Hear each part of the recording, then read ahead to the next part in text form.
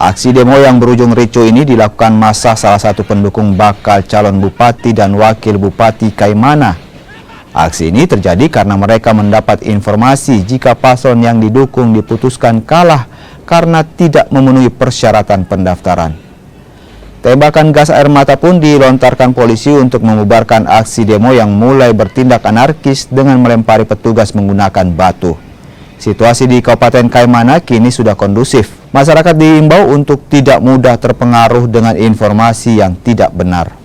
Pada saat pendaftaran, persyaratan sudah tidak memenuhi kuota yang ditentukan sebesar 10% ya, baik persebaran maupun dukungan dari DPT. Kemudian yang bersangkutan mengajukan gugatan melalui Bawaslu, sengketa, dan sore kemarin diputus bahwa tidak memenuhi syarat untuk maju.